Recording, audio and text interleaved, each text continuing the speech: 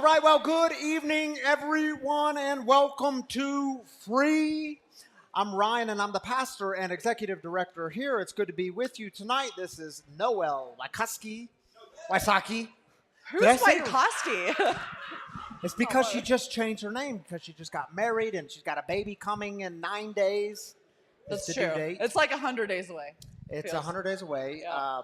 But prayers for you in this last week of pregnancy. Prayers for Mickey. Yep. And the family.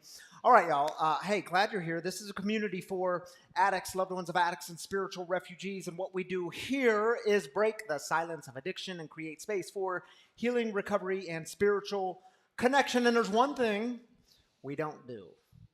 On a count of three, y'all can shout it out. All four words. 1, 2, 3. We don't do shame. We don't do shame. And y'all say it so beautifully each week. Hey, to all you online people, we're glad you're here too. You're an important part of this community. So wherever you're joining us from, whatever state or country or city, we're glad you are here. Welcome to Free. Noel, you want to tell them some things about this community? I will tell them some things. Let's hear it. Yep. I was starting with my last name correctly. Yeah, sorry. If tonight is your first night here, we are so grateful that you're here. We have welcome bags right outside the store here. They are in brown paper bags. It has a little bit about what we do here at Free Spiritual Community, a little bit about what Wagon Coffee does. There is some fresh roasted Wagon Coffee in those bags and some free swag. So please grab one on your way out and just know that we're really grateful that you're here with us this evening.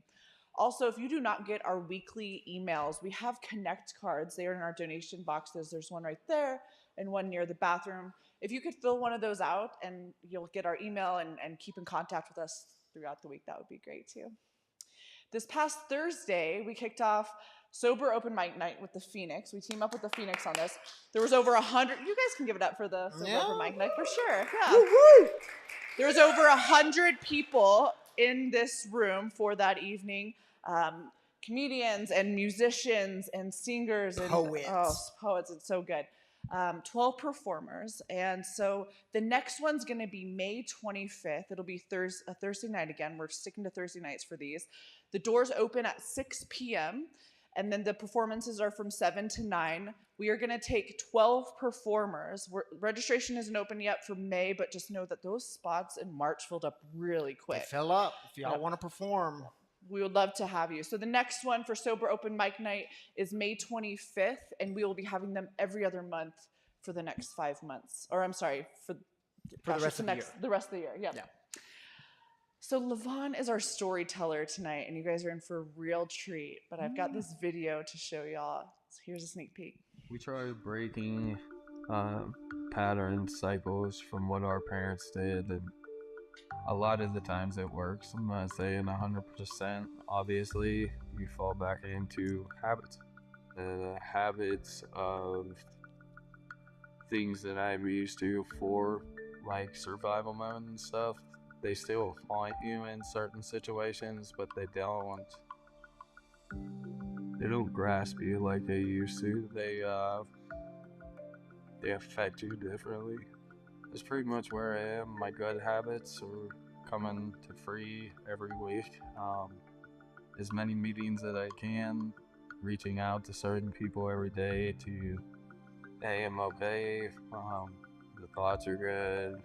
I do a grateful list every morning with certain people, and really gives me the energy and the uplifting for the day. And try to stay in those moments. What would you say? How would you say this place is different? Like, if you could put words to it, well, what would it be? It says it in the name. This is a free community. We don't care if you're battered, bruised, beat, tattooed, out of place. Welcome. Leevon Parks. He's our guest storyteller tonight. I can't wait for y'all to hear some of his story. It's good. Listen, y'all, if you're new with us, the way we start things in this community is with celebrations. We celebrate. We lift up the good stuff. We believe that God joins with us in these celebrations. So maybe you're here and you're celebrating a sobriety anniversary, a birthday, new babies, new jobs, new homes, whatever the new thing in life is. We want to celebrate that with you. If you're online, you can just drop it in the YouTube comments, the Facebook comments. We want to celebrate with you there. And we take 3 minutes for this part of our time together. And Ben will pass around a mic on this side. Scott will pass one on this side.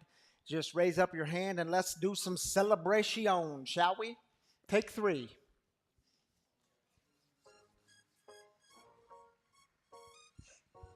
Hi, my name is Giselle, and I'm celebrating 33 days today. Way to go, Giselle. Congratulations. I'm Michael, and I got 8 months clean and sober today. Way to go, Michael.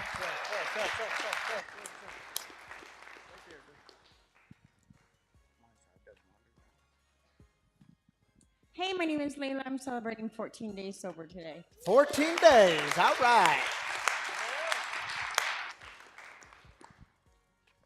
I'm Dara, and I'm celebrating 4 days sober today. 4 days, Dara. Glad you're here.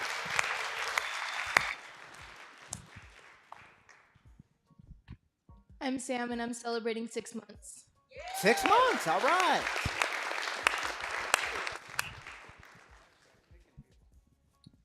Patrick, celebrating 80 days sober. All right, Patrick. Way to go, dude. Hi, I'm Shina. I'm celebrating 40 days today. All right. 40 days.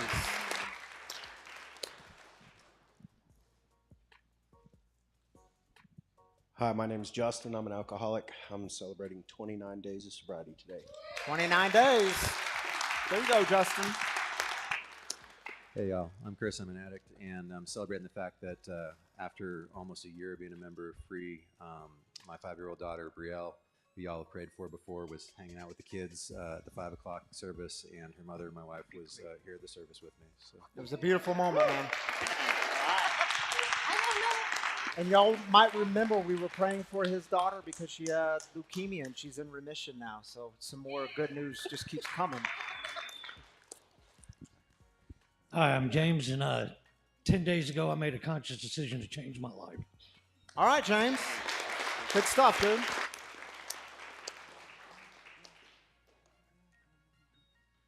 I will pick somebody. There you go. Be grateful for something. Hi, my name is Monty. My friend Mary just got 3 little rubber duckies today that are alive and quacking. All right, Mary, I think we'll celebrate that. Hey, my name's Ben, and I'm an alcoholic.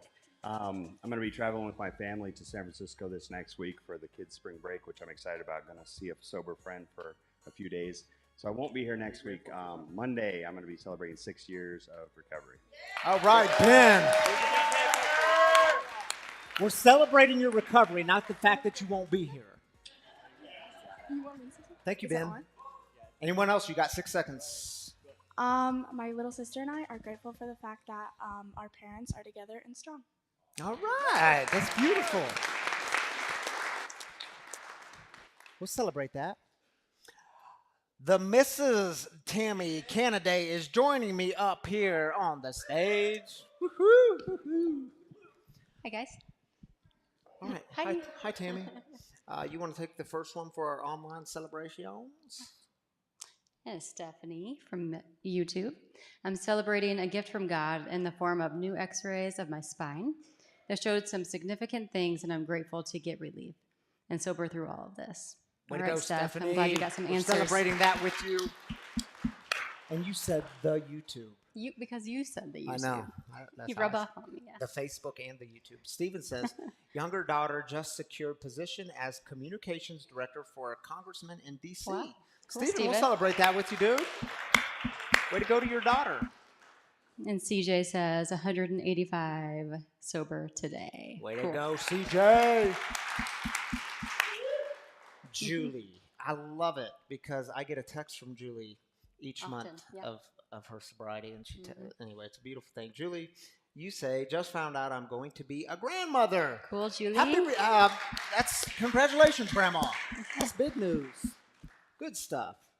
And Frank says, celebrating God's love. I'm sober today and back in recovery.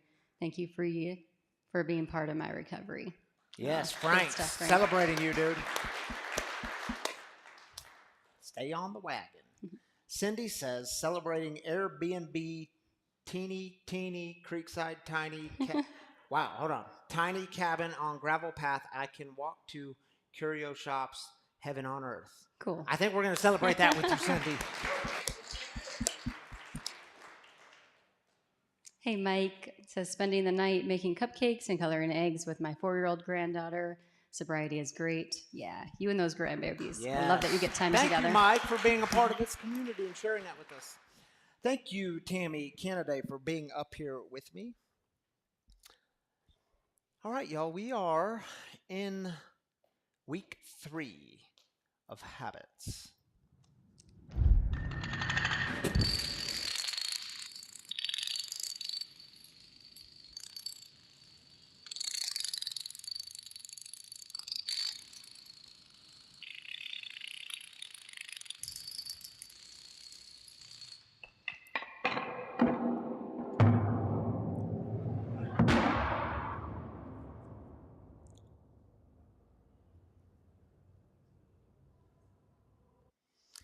All right, so the third week of this series on habits, and if y'all remember the first week, so it was 2 weeks ago, we started with systems and how systems are very, very important. They are the backbone to creating healthy habits.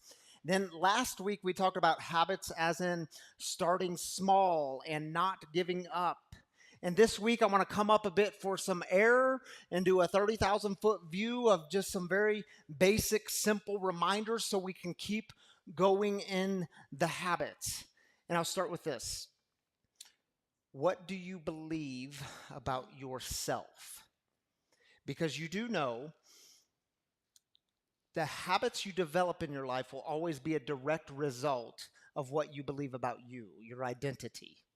And do you ever notice how this pattern can keep creeping up in your life of how it's easier to believe the negative? So it was several years ago I became aware of the 9 and the 1. It was early in my days as a pastor, and I'd go to the church and lead a service and give a message, a sermon that I put my heart and energy and soul into. And then the tradition was you would recess down the center aisle, and you would tell people goodbye. You would greet them, thank them for coming. And y'all know how people are. People love to give feedback. Sometimes it's cloaked in advice, right? Love to give feedback. And what I noticed during this time was on a Sunday morning, I could hear 9 overwhelmingly positive comments that made me feel good, comments that reminded me why I'm doing what I'm doing, comments that filled me with joy. And then there was always the 1, because you'll always have the 9 and the 1. And so there was always a guy who would love to remind me, like, man, Ryan, the topic didn't resonate with me this morning. And by the way, why do you have to tell stories about your personal life? If you just stay in the Bible, then we could learn the Bible together. And the 9 and the 1. I'll never forget my very first Sunday being at a new church where I was serving as pastor.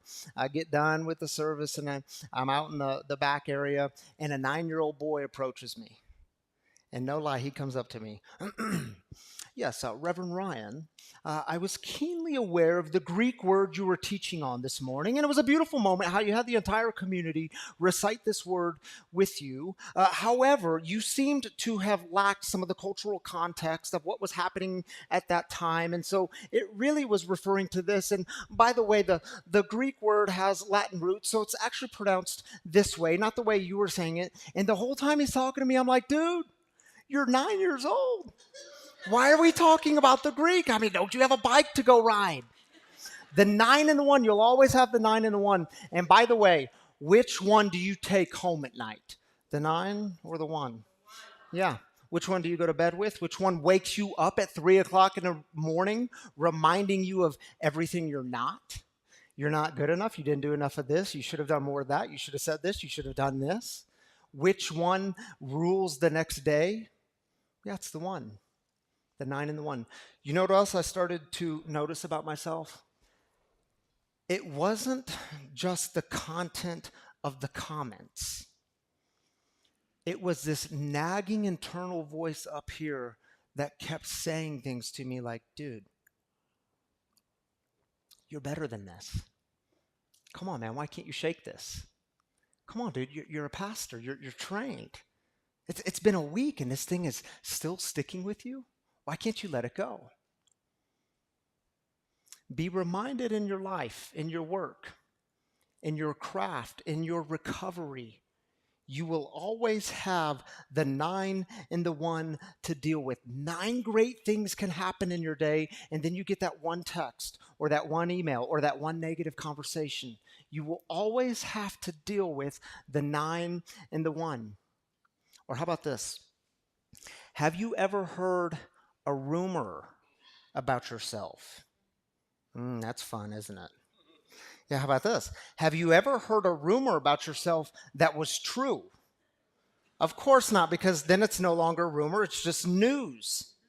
And we live in such a digital age where you can read these rumors about yourself, or you can hear this rumor about yourself, and part of you wants to scream, right?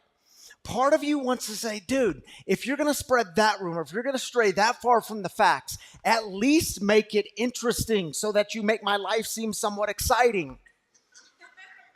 You will always have the 9 and the 1, and it's easier to believe the negative. But be very careful, because see, what happens is the negative actually starts to become your identity. And you can lay in bed and tell yourself, I'm worthless. I can't do anything right. Why bother? I'll just give up on doing good, and I'll live into the habit of closing my heart. So I'm going to share with you 2 habits that I've taken on in recent years that have helped me tremendously, and I hope they help you. 2 very simple things I did. One was a few years ago, I started an email folder in my email box. And I cleverly titled this folder, Encouraging Emails. If I received an email that said kind words about me or my work in the world, I would click the button and send it over to my Encouraging Emails folder. Still do it to this day. And on those days where I feel worthless, like I can't do anything right, like why bother, give up on the good, close the heart, I can go to the Encouraging Emails and be reminded of who I am. Very simple habit I developed. A second thing I did, and some of y'all need to steal this one because I know what you're going through. I see it. It's the power of 5 simple words. You ready for them? That's their stuff, comma, not mine. And my wife can tell you, I say these words often. They sometimes become a mantra for me because, is it true? Sometimes you have victims in your life. Maybe you've even played the role of a victim. But when we like to play the role of the victim, what happens? They love to place the blame somewhere else because something in their life isn't working right, and you become the easy target. And some of y'all are carrying around baggage that you don't need to carry, and you have to remind yourself that's their stuff, not mine. You see, don't let the negative beliefs shape your identity. You see, we have to constantly be reminded of who we are, because if you're like me, you forget it all the time. And you want to know what's really fascinating? You want to do an interesting exercise? You want homework this weekend? I highly encourage you to read the New Testament letter called Ephesians. And if you're a bit fuzzy on how to find Ephesians, keep in mind the Bible starts with the Old Testament, or what's called the Hebrew Bible, and then you get to the New Testament, and you get the 4 Gospels, Matthew, Mark, Luke, and John. Then you get 2 letters, 1st and 2nd Corinthians, and then, I've taught you all this before, but it's a good one. If you want to remember what comes next, General Electric Power Company, Galatians, Ephesians, Philippians, Colossians. And here's why I bring up Ephesians, because it's so interesting that the writer of Ephesians is writing this letter to his friends in Ephesus. And for the first 3 chapters, that means half of the book, half of the letter. It's 6 chapters. You can read it in under 30 minutes. The first half of it, for the entire 3 chapters, he doesn't tell them one thing to do. He just keeps telling them who they are. Over and over and over, he says, y'all are blessed, you are redeemed, you are forgiven, and when it comes to the God stuff, you are included. He says you are a new creation. You were once dead, but now you're alive and raised up. He's telling them, announcing to them who they are and what God's done for them. And he just keeps doing it, telling them who they are and what's been done for them. And it's not until you get to chapter 4 that he begins telling them what it looks like to live into this new identity. First, he tells them who they are. Then he tells them what to do. Now, you might think to yourself, why spend so much time in the beginning telling people who they are? Well, as one author puts it, if you keep telling people who they are, who their best selves are, if you keep reminding them of their true identity, there's a good chance they'll figure out what to do.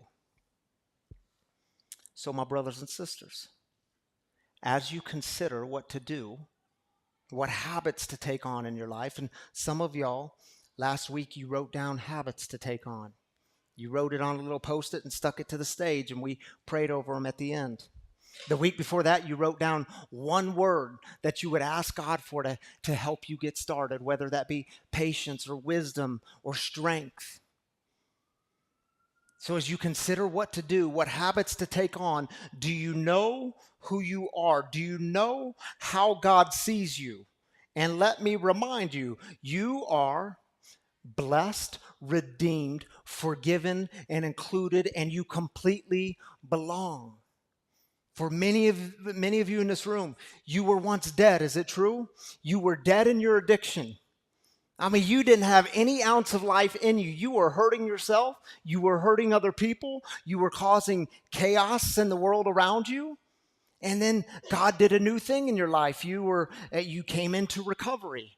And you became this new creation, a new identity because of God's grace and mercy. And as the writer of Ephesians reminded his friends in Ephesus, I also want to remind you. He said to them, so then, you are no longer strangers and aliens, but you are fellow citizens with the saints and also members of the household of God. That's who you are. You completely and totally belong, and apparently, y'all are saints. I know some of you are thinking, no, man, you don't know what I did last night. Some of you are sitting next to the person, no, man, you don't know what he did last night. He ain't saints. You're saints. In fact, look at your neighbor. Look at the person sitting next to you and say, I'm a saint. Now, come on, say it with some authority. I'm a saint. You saints, you miracles, you. And listen, because the truth is, you are not your past. You are not the email that made you feel worthless, that you weren't good enough. You're not that passing comment that made you feel like you can't do anything right. You are not that rumor that was said and spread about you. Some of y'all need to know, you're not the comment that your dad made to you when you were this high about you amounting to nothing in this world. You are not that. You are blessed, redeemed, forgiven, and included, and you completely and totally belong, you saint, you. But here's what we need to remember. Because, see, saints, they are never marked by arrogance and laziness. So if you're thinking, oh man, it's just so arrogant to be considered a saint. No, saints are never marked by arrogance and laziness. And if you're sitting here thinking to yourself, well, man, it just sounds like Pastor gave me this license to say that I never have to hear critique in my life. I never have to hear the negative. Or if you're thinking to yourself, man, apparently I already belong. I'm already a saint, so I don't have to do anything. I can just sit around. Well, I'll tell you, you have completely missed it. Because, see, saints are always marked by these two things, and that is humility and discipline. You know, the writer of Ephesians put it this way. He said, in light of all of this, so in light of who you are, blessed, redeemed, forgiven, included, in light of who you are, here's what I want you to do. I want you to get out there and walk, better yet run, on the road God called you to travel. I don't want any of you sitting around on your hands. I don't want anyone strolling off down some path that goes nowhere. And mark that you do this with what? Humility and discipline, not in fits and starts, but steadily pouring yourselves out. You know, in 2011, when I tried to get sober for the first time in my life, I did a couple of good things. I went to a couple of meetings. I got a sponsor that I met with only periodically, and a couple of months went by. And see, miracles will happen in the life of an alcoholic if you stop putting alcohol into your body. I can affirm that to you. These miracles started to happen. I started to feel physically better. I wasn't waking up with a hangover. I started dropping some LBs pretty quickly. I started to feel better. Relationships in my life just started to get better. So I met with my sponsor up at the Panera Bread in Aspen Grove. And some of y'all know this story. In Ryan's infinite wisdom, I said, Tony. He got there early. He had the big book ready. We were going to read together. I got my coffee. I sat down. I said, Tony, man, I don't think you and me need to meet anymore. Yeah, man. No, I said, oh, you don't understand. I haven't had a drink in a couple months now. I don't even desire a drink. I don't think I need to go to those meetings anymore either. I know you're 5 years sober and you still do that, but you must have had it worse than me because and I said these words, I got this. Yeah, I got this. I'm good. And some of y'all know he looked at me. And man, it was just a look that just pissed me off a little bit. And I said, "What, dude, do you think I'm going to drink again?" And he said something that at the time I thought was so stupid. He said, well, in my experience. And I thought, screw your experience, man. You don't know that I beat this thing. I'm good. And some of y'all also know how that turned out. It was a couple months later. I was right back to where I started. Spending 6 months, the next 6 months, in the same old story, the same old chaos. Because at that time in my life, I wasn't listening to the critique of people who actually cared about me, to the critique of people who actually knew a better way.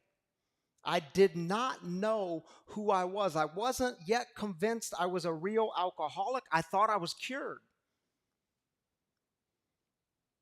Next 6 months, complete chaos. And what I believe about myself during that time, because this is important, what we believe about ourselves determines our behavior. I believed I wasn't cut out for sobriety. Oh, I tried that. It doesn't work. I believed I had no worth. I was worth less. And my habits reflected what I believed about me. And see, before any of my behaviors were to change, I had to begin believing differently about me. And recovery taught me that through God, I am what? Blessed, redeemed, forgiven, included, and that I totally and completely belong. And then I could begin living into a new identity. Then I could begin to remember who I am. And on my best days, 10 years later, I still remember who I am. And James Clear, the author of Atomic Habits, I've been recommending this book to you in this series. I hope you get this book and read it. He picked up on this idea when he said, when your behavior and your identity are fully aligned, you are no longer pursuing behavior change. You are simply acting like the type of person you already believe yourself to be.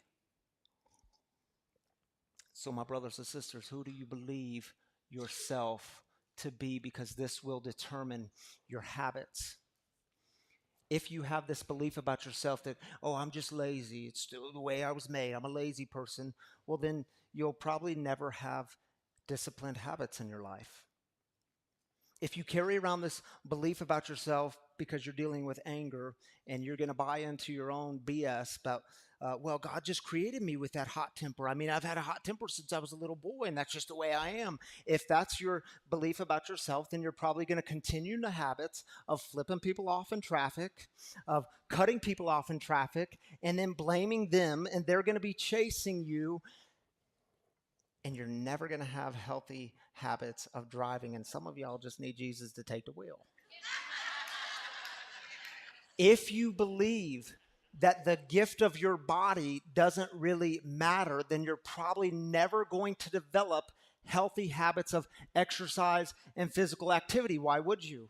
If you have this belief that how you treat your body matters and that, well, we're all just going to die anyway, so I might as well enjoy it now, well, then you're probably never going to have healthy eating habits in your life. Why would you? And we could go on and on and on with habits, but what do you believe yourself to be?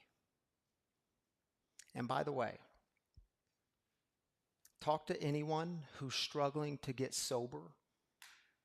They come in and then they go back out. And they come in and they go back out.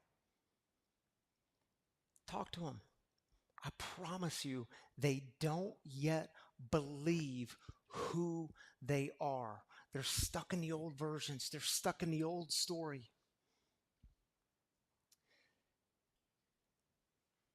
And if that's you, I hope you are hearing tonight. You are blessed, redeemed, forgiven, and included, and you completely and totally belong. You see, the biggest driving force for our behavior is our identity. And the battle will always center in the mind. And some of y'all are stuck in that battle. You're stuck in that battle of the old self, the old version, the old story. And you know, the Apostle Paul, we talked about Romans last week, just briefly. I want to revisit it, a different text in Romans in closing. You know, he said something to this little church in Rome. He wrote them a letter, and this was in the first century, but I believe it's just as relevant to us in 2023 living in the Western world. He said to this church in Rome, he said, don't be conformed to the patterns of this world, but be transformed by the renewing of your mind. In other words, don't let the world squeeze you into its image. Because it's true, isn't it? We live in this world that is constantly bombarding us with these messages that are designed to keep us in the old version, in the old patterns. The marketing and media industry spends billions of dollars each year to give us these messages and to tell us who we are. Messages like, no, you can do it on your own. You don't need anybody, and you dang sure don't need to surrender your life to anybody. Messages like, oh, you're feeling a bit down? No, you don't need to look inward. Just go buy this product, and it's going to make you feel better. We are constantly bombarded with messages that are telling us we're not good enough, you're not skinny enough, you don't have enough, you're not rich enough, you're not whatever enough. And you do know social media is designed to keep you scrolling mindlessly. And Paul says, don't do it. Don't buy into the old patterns. It's a trap. It'll keep you stuck. You will never measure up. You'll never be good enough. We have to be transformed by the renewing of our minds.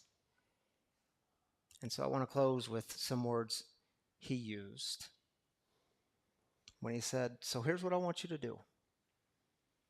God helping you take your everyday, ordinary life, your sleeping, eating, going to work, and walking around life, and place it before God as an offering. Have you ever thought of your life as an offering? Embracing what God does for you is the best thing you can do for God. Don't become so well adjusted to your culture that you fit into it without even thinking. Instead, fix your attention on God.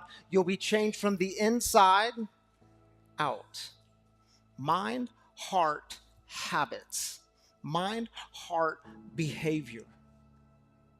You see, what would it look like for you to be changed from the inside out? Who before do? Who are you? Who does God see you as, and do you believe it? Do you believe that you are blessed, included, redeemed, and forgiven? That you completely and totally belong with God and with community? And so what I want to do now in closing is play a song. This song is called I Will Leave a Light On. Some of you know it. It's a song that describes this lighthouse, and the lights are still on for those who are suffering and struggling. And I met with Leevon this week.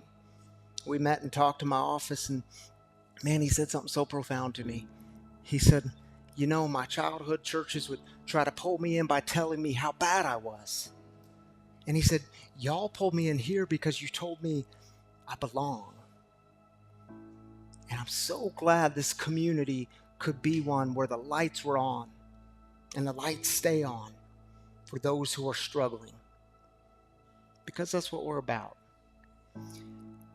So 2 weeks ago, you wrote down a word, one word. You wrote it on a Post-it note. You stuck it here. Last week, you wrote down a habit. During this song, if you'd like to write something down, you can sit and just reflect if you want to.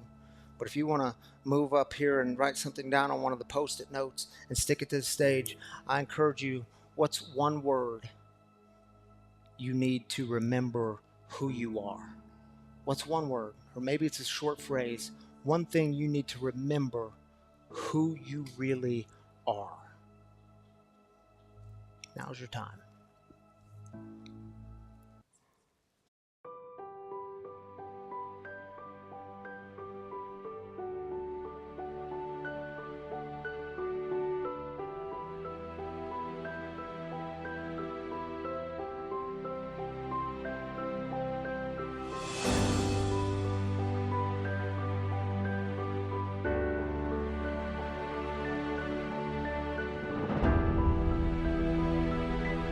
Pothole.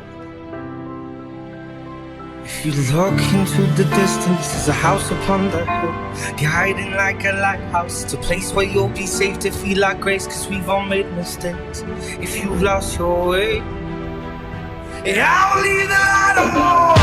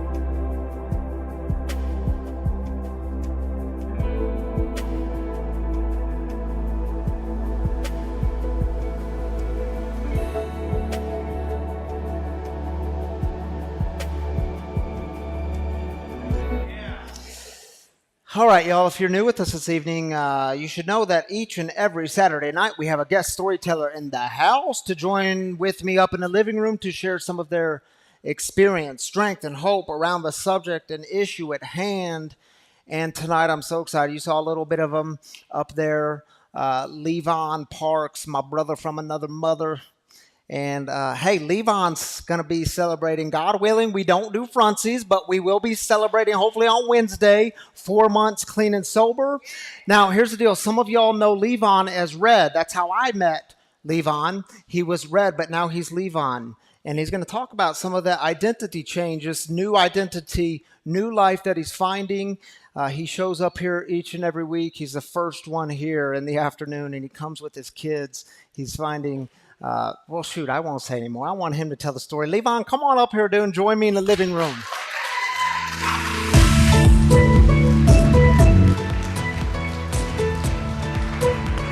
Glad you're here.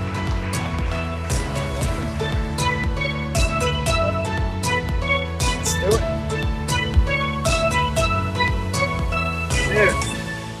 Dude, did you have that picture in your camera roll, or did someone take that when I asked for it, or?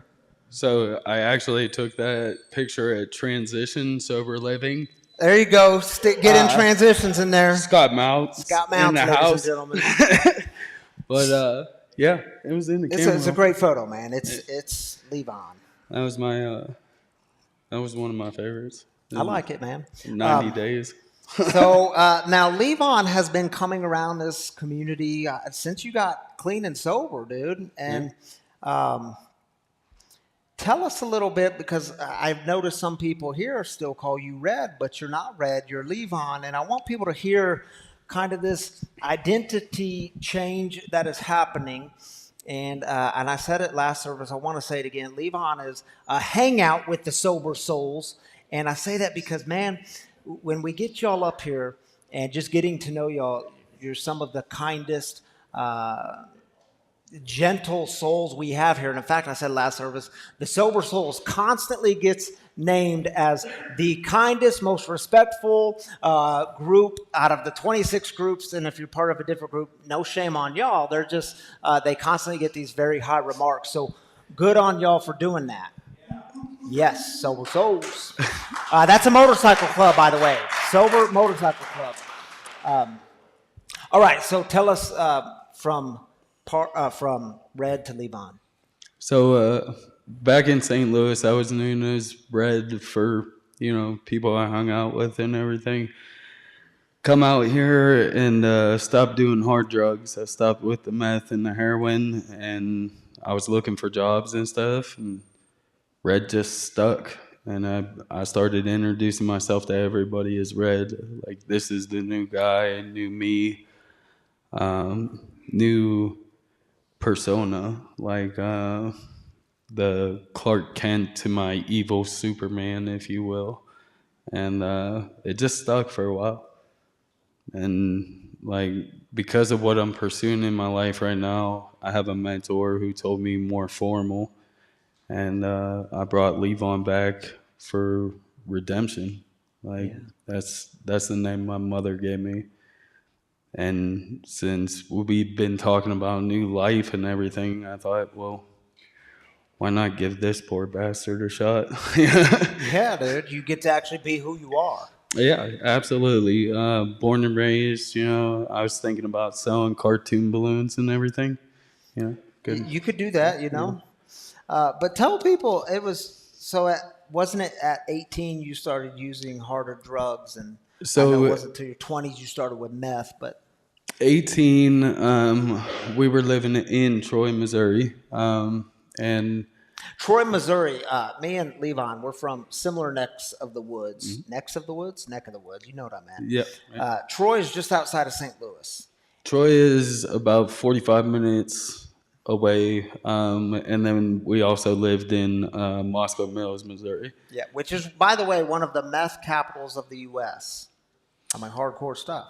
So at 18, me and a friend of mine, we got real big into heroin. I was doing heroin every day for probably a year and hiding it from my wife, and we had just got our kids back from a church. Like, she was a recovering addict. She was doing good with hers, and I had just dove into mine, and I kept it away from them for a pretty long time until I started doing meth in my 20s, and then she realized my hands get clammy, a lot of other stuff, and she's like, you're high. And I'm like defending myself, like, no, I swear to God, I'm not high. My eyeballs are this big. But no, dude, it's just the Red Bull. Swear to God. Just a Red Bull. So- Someone tweeted, just a Red Bull. Yeah. I just have one too. Yes.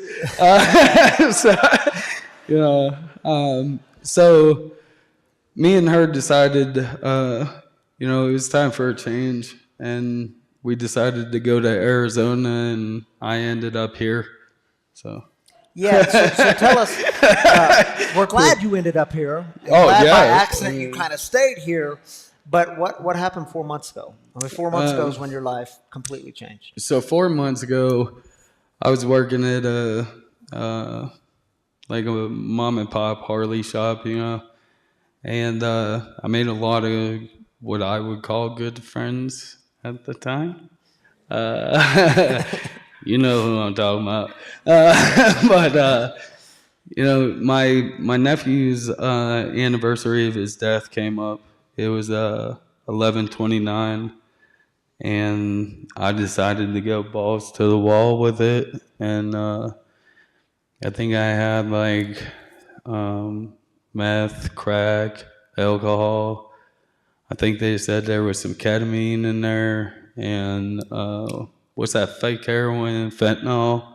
So I got really messed up, and my wife kicked me out, and I'm like walking down the road on Washington and the 88th.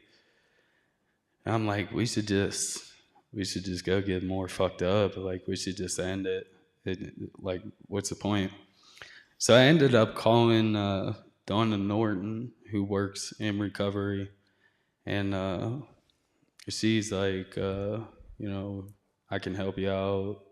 Ended up over at Transitioning Sober Living and everything, and coming here every Saturday. So worked out in my best interest just to pick up a phone. Yeah. And so here you are, clean and sober.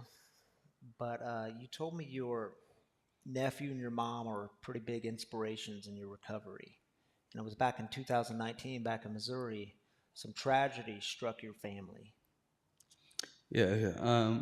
Like I said the last service, after we had talked about that in your office, I went home and watched the newsreels from Missouri and the YouTube coverage that they had on it. The night that my mom's trailer caught fire, I took my older two kids who come with me every weekend. We had a fight about that because she was like guardianship. And she calls me and they're like, the house is on fire. We can't find Jackson. At this time, I'm blowing lines on the table. Like, I'm getting high off meth right then. And I hurry up and tell my tribe brother, because I was in different religion background back then. And I was like, dude, we got to go to Missouri from East Alton, Illinois to where my mother lives in Moscow Mills, about an hour. We get there. I see the firefighters just sitting around drinking coffee and stuff. I walk right up to my brother and I'm like, dude, are you high? Because be pretty fucked up.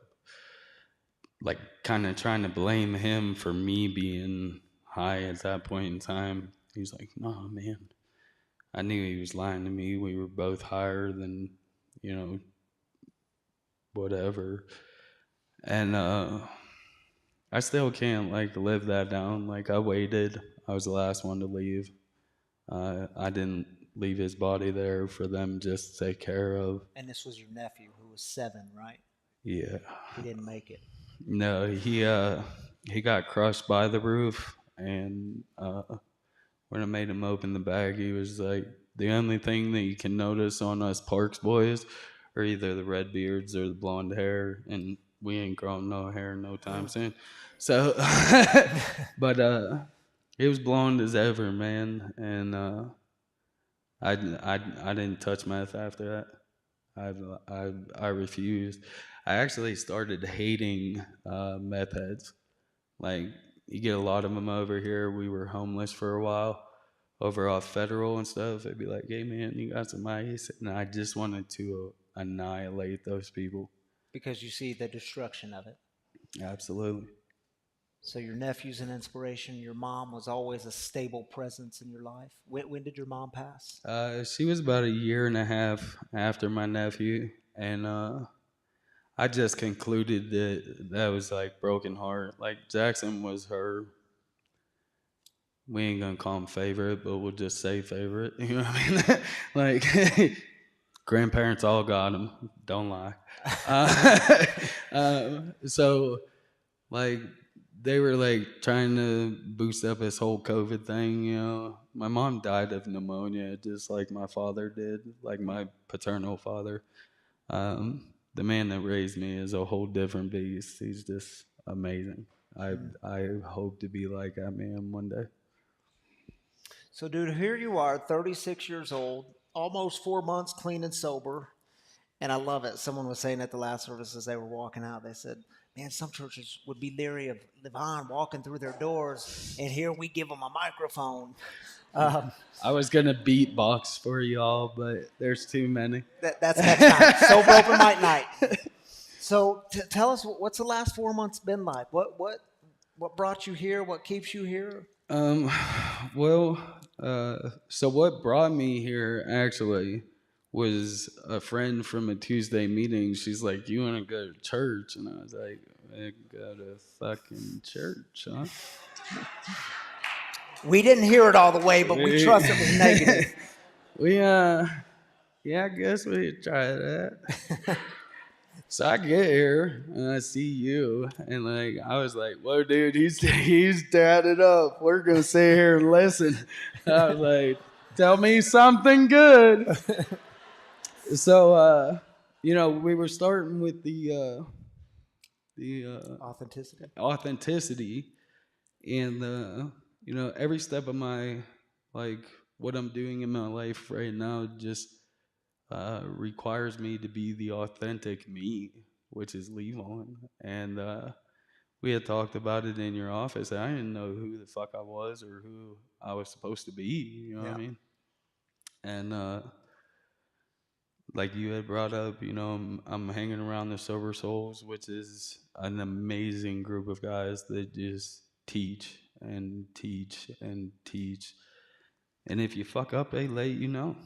You know what I mean? And that's kind of what I need. Like, after mom died, dad kind of slipped away.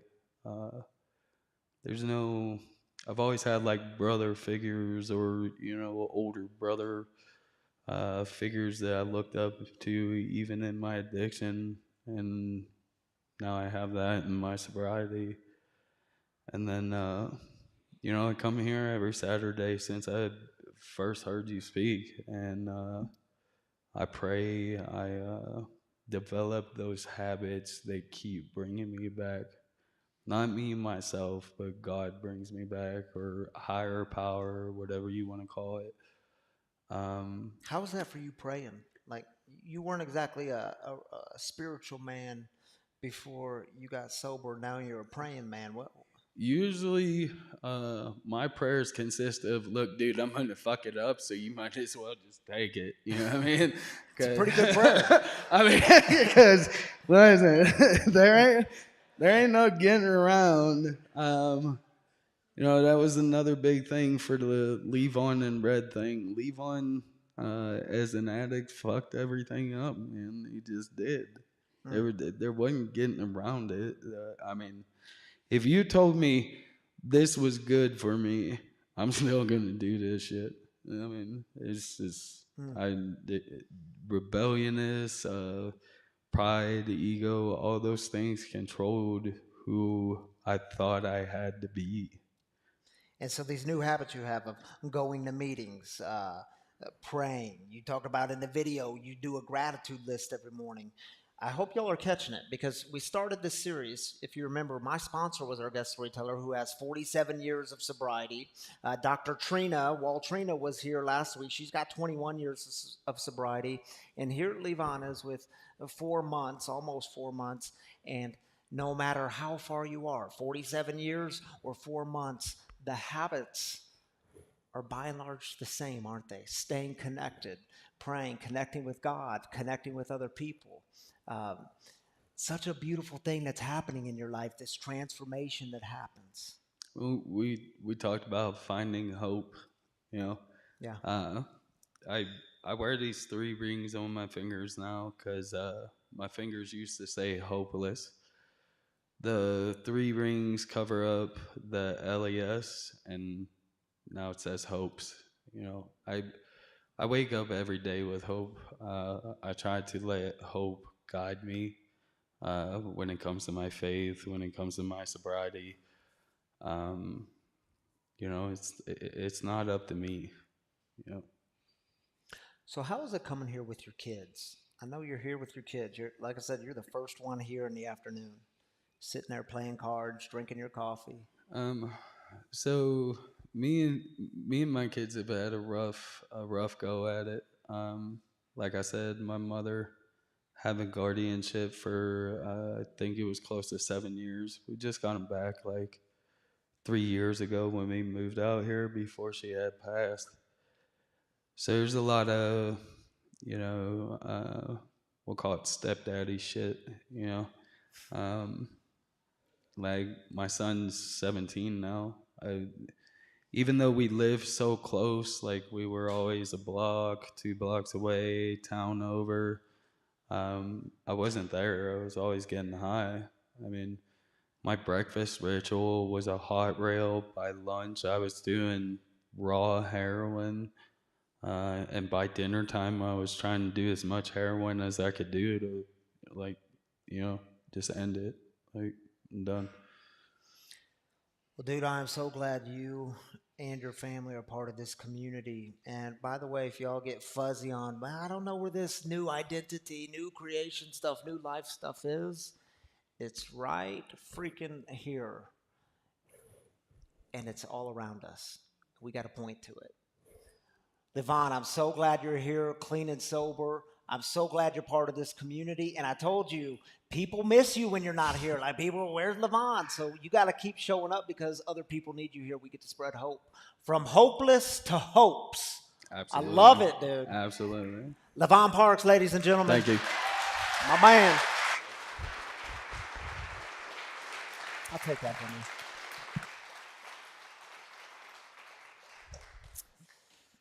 All right, y'all. The way we close things down on a Saturday night is very similar to how we begin. We begin with celebrations, but we end with heartaches because what we learn every week is we can carry around these burdens that we're not meant to carry by ourselves. We do it together in community.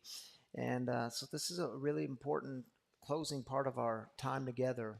And we believe that God always hears the cries of the people.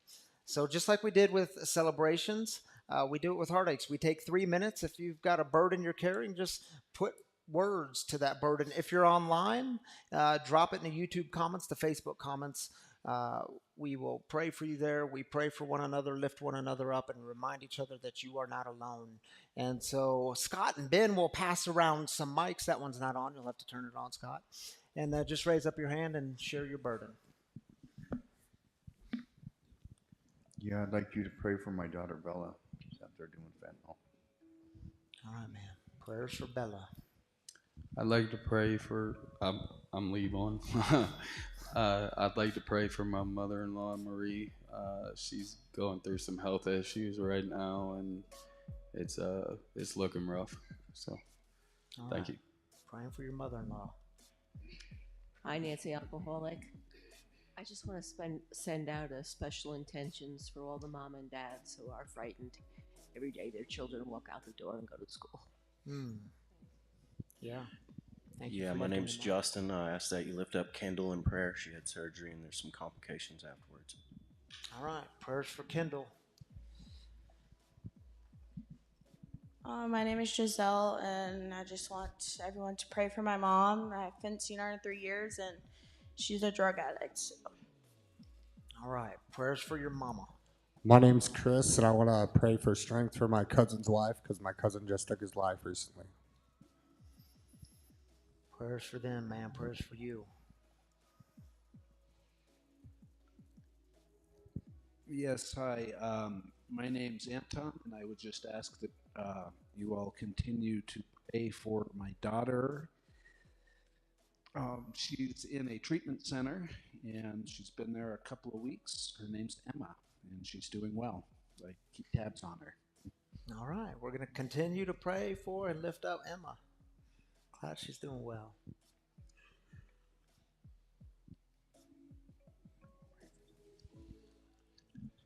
Prayers for my son Kevin, who's feeling friendless and lonely tonight. All right. Lifting up Kevin. My name's Calvin, and I'd like prayer for those who are still out there on the street struggling and trying to find their way home. Yeah. Thank you, Calvin. Lifting them up. My name's James, and I'd like to pray for everybody that's in here and make it one more day. Thank you for that, James. That's a good prayer. Hi, my name is Sharon. I'm an alcoholic, recovering alcoholic. Pray for my friend Tommy. He's dealing with self-esteem issues that pray that just God shows himself to him. Let him know he's loved. He is fearfully and wonderfully made in the image of God. So, my friend Tommy. All right. Lifting up Tommy tonight. Hey, I asked you ask prayers for Brandon Hughes. He did win his junior fight last night at the Colorado Athletic Club, and allow him to continue to progress within himself and as well as his fighting career. All right. Prayers for Brandon. Is it over? It's over. Our time's up, Ben. Scott, thank you for passing around a mic. Ben, do you want to join me up here again? Because didn't you join me last week? Or 2 weeks ago? Oh, has it been a month? I mean, what I'm trying to say is you did so good the last time you were up here. It's just time to have you up here again. Thanks for being up here. Yeah, absolutely. All Thanks, right. guys. We'll heartache with the online community. You want to take the first one?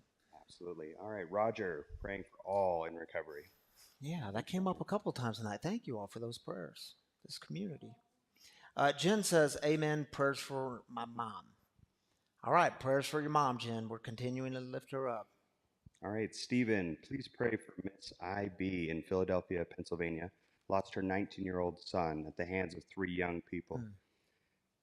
None over 19 years of age. She reports it was over Facebook and Instagram posts. Please pray for her and that sanity comes to our world. Yeah, prayers for Miss I.B. Christy says, continued prayers for healing for Jen's mom, Patsy, as she continues to recover from back surgery. Yes, Christy, we are lifting up Jen's mom tonight. Okay, Kevin, needed continued prayers for my cancer and treatment. Absolutely. Kevin, prayers for you, brother. Glad you're part of this community. Kayla says, praying for the men and women from my treatment facility, hoping they all stay strong and keep fighting in their path into sobriety. Yes, we will.